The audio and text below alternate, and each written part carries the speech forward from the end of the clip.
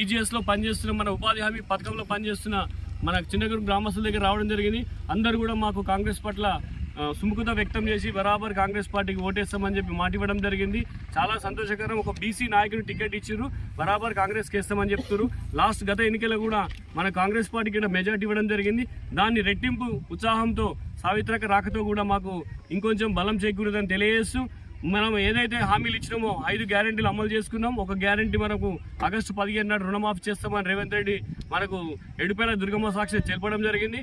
అందరూ కూడా ఆ బీజేపీ కానీ ఆ బీఆర్ఎస్ కళ్ళబొల్లి మాటలు నమ్మి మోసపోవద్దని తెలియజేస్తూ, మన ఈజీఎస్ పెట్టిందే మన కాంగ్రెస్ ప్రభుత్వం కాబట్టి మీ కూలీలకు సరైన వేతనం లేదని గ్రహించి రాహుల్ గాంధీ గారు ఆ గ్యారంటీ కార్డులో పెట్టారు. కనీస వేతనం కింద రోజువారీ కూలీగా 400 రూపాయలు రెట్టింపు చేయడం కూడా జరుగుతుందని గ్యారంటీ కార్డు ఇవ్వడం జరిగింది. దయచేసి మీరు అందరూ కాంగ్రెస్ పార్టీ ఆదరించి చేతి గుర్తుపై 13వ తారీఖు నాడు నీలం మధుకు ఓటేసి గెలిపించాలని మనవి చేస్తున్నాం.